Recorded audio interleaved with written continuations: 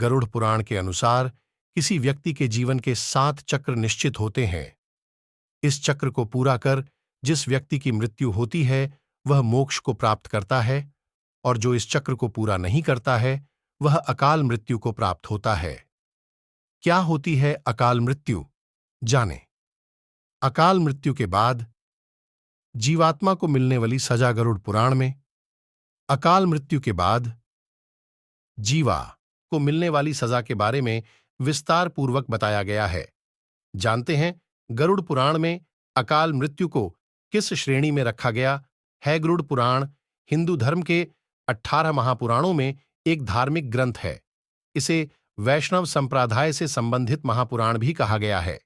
इस ग्रंथ को मृत्यु के बाद सद्गति प्रदान करने वाला माना जाता है। गरुड़ पुराण ग्रंथ में भगवान विष्णु और पक्षीराज गरुड़ के बीच हुई बातचीत में जीवन मृत्यु, स्वर्ग नरक और मृत्यु के बाद आत्मा के बारे में विस्तार पूर्वक बताया गया है। गरुड़ पुराण में बताया गया है कि मृत्युकाल यानी जब मृत्यु का समय निकट आता है तब जीवात्मा से प्राण और देह का वियोग होता है। इसमें बताया गया है कि हर एक मनुष्य के जन्म और मृत्यु का समय निश्चित होता है, जिसे पूरा करने के बाद वह मोक्ष को प्राप्त करता है। लेकिन प्रश्न यह है कि यदि किसी की अकाल मृत्यु हो जाती है तो ऐसे में उस जीवात्मा का क्या होता है। जानते हैं गरुड़ पुराण के अनुसार क्या है अकाल मृत्यु और इसकी सजा। मृत्यु और अकाल मृत्यु में अंतर। गरुड़ पुराण के अनुसार किसी व्यक्ति के जीवन के 7 चक्र निश्चित होते हैं।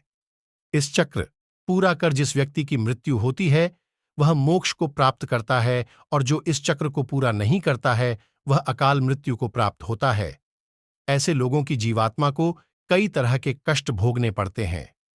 क्या होती है अकाल मृत्यु। अकाल मृत्यु से मिलने वाले दंड से पहले यह जानना जरूरी है कि गरुड़ पुराण में किस मृत्यु को अकाल मृत्यु की श्रेणी में रखा गया है। गरुड़ पुराण के सिंहावलोकन अध्याय में बताया गया है कि अगर किसी की मृत्यु भूख से पीड़ित होकर हिंसक प्राणी द्वारा फांसी लगाकर, जहर पीकर, आग से जलने, जल में डूबने, सांप के काटने, किसी दुर्घटना के कारण या फिर आत्महत्या करने से होती है तो वह अकाल मृत्यु को प्राप्त हो जाता है।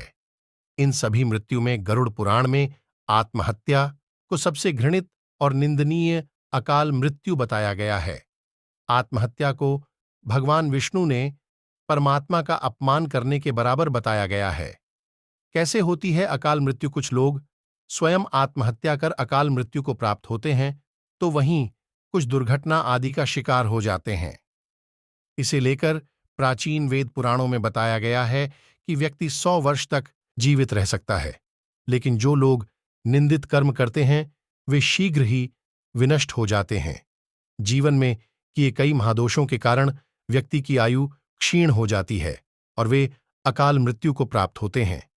ऐसे लोगों की जीवात्मा निश्चित समय से पहले यमलोक जाती है। गरुड़ पुराण में क्या है अकाल मृत्यु की सजाए से लोग जिनकी मृत्यु प्राकृतिक रूप से होती है उनकी आत्मा 3, 10, 13 या 40 दिनों के भीतर दूसरा शरीर धारण कर लेती है। लेकिन आत्महत्या का अपराध करने वालों की आत्मा तब तक भटकती रहती है जब तक उसका समय काल ईश्वर द्वारा निर्धारित नहीं किया जाता। ऐसी जीवात्मा को न ही स्वर्ग मिलता है और न ही नरक। उनकी आत्मा लोक परलोक के बीच भटकती रहती है। यहां मुहैया सूचना सिर्फ मान्यताओं और जानकारियों पर आधारित है। यहां यह बताना जरूरी है कि किशन चौधरी किसी भी तरह की मान्यता जानकारी की पुष्टि नहीं करता है।